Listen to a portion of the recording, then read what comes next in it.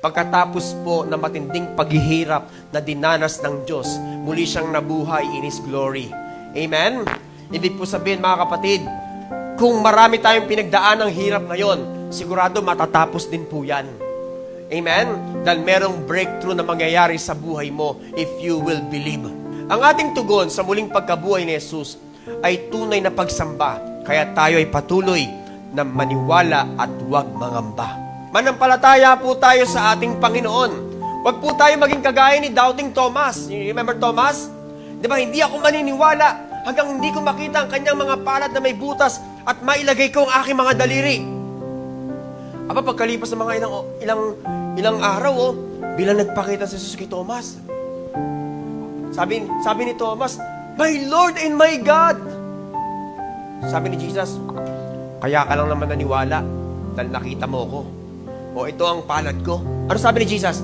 Mapalad ang mga taong naniniwala kahit hindi pa niya nakita. Tanong, nakita na po ba natin si Jesus? Hindi pa. Kaya nga po ang ating pananampalataya ay pananampalataya sa Diyos na hindi nakikita. The Bible is clear. In John 4 verse 24, di ba, that God is a spirit and His worshipers must worship Him in what? In spirit and in truth. Pero sa principle ng Bible, believe then you will see. Pero ang mundo, to see is to believe. But in the Bible, you have to believe first and then you will see. When they saw Him, they worship Him. Amen? Because God deserves our worship. Ang pagsamba, kaya kapag sumasamba tayo sa Panginoon, taas natin ang ating kamay. Kumanta tayo. Kahit ikaw ay sintonado. Kung hindi okay sa katabi mo, okay naman kay Lord yan. Basta kumanta ka lang. Pagdating sa worship, wala pong pakilamanan. Kasi it is a state of the heart when you worship God. Because you worship God in His holiness and beauty.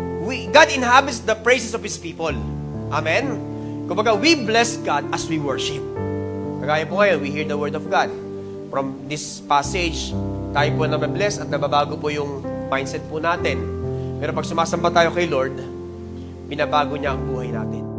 Thank you for watching this video and I hope you are blessed with God's message and we are encouraging you to support the ministry of Legacy Generation na makikita po ninyo sa screen po ninyo.